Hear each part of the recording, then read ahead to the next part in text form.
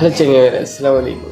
ഇങ്ങനെ പുറത്തിങ്ങനെ കുത്തൊക്കെ ഞാൻ ഒരു റീല് കാണിയിരുന്നു. ആ റീൽ ഇങ്ങനെ കണ്ടപ്പോൾ 2016 മറ്റേ ഇങ്ങനെ ആണ് ഒരു മീനിന്റെ റീലാണ്. ഗപ്പിയാൾ ഇങ്ങനെ പോവുകയാണ്. ഓ എന്താ രസമാണ്. പണ്ട് എനിക്കുണ്ടെങ്കിൽ ഗപ്പിയാണ് എത്രമാതിരി ഗപ്പിയാണ് എനിക്കുണ്ടെങ്കിൽ ഏത് മൂട് മീനുകളൊക്കെ വളർത്തുന്നത് കാണുന്നതല്ല. മീനുകളൊക്കെ വളർത്തുന്നത് ഗപ്പി, ഗോൾഡ് ഫിഷ്, ഇതൊക്കെയോ കുറെ മീനുകളുടെ ഫൈറ്റർ. ഓ എന്റെ ഫേവറേറ്റ് ആണ് ഫൈറ്റർ.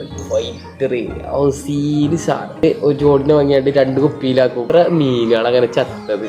അതൊക്കെ ഏത് വൈബ്. ഇപ്പൊ ആരെങ്കിലും മീനൊക്കെ വളർത്തുന്നത്. എനിക്ക് ഗപ്പിനെ തന്നത് എന്റെ നാട്ടിലെ ക്ലോസ് ഫ്രണ്ട് ആയിട്ട് തന്നെ ഉമ്മാനോടിയില്. ഞാൻ ഉമ്മാനോടിയില് ഇനി കുറെ കാലം മീന് അവിടെ എനിക്ക് ക്ലോസ് ഫ്രണ്ടായ ചെക്കന്മാരുണ്ട്. അതിന് ഒരുത്തരം എനിക്ക് തന്നു. ഓൻ്റെ അടുത്താണെങ്കിൽ ടാങ്ക് നിറച്ച് ഗപ്പികളെ കാരണം. അന്ന് ഫുള്ള് ഗപ്പി സീസൺ അല്ലേ. ഗപ്പിയോട് കടി വലിപ്പല്ല ടാങ്കിൽ ഫുള്ള് ഗപ്പിയാണ്. എന്നിട്ട് ഞാൻ അങ്ങനെ ചോദിക്കും നല്ല രസമുണ്ട് കാണാൻ. എന്നിട്ട് ഇപ്പൊ ഇങ്ങനെ ഓരോ ഗപ്പി തരും. ഓന്റെ ഉമ്മ വളർത്തുന്ന ഗപ്പികളാണ്. ഞാൻ അടുത്തോണ്ടിരുമ്പോ ഓന്റെ ഉമ്മ കാണും. പക്ഷെ സീനില്ല.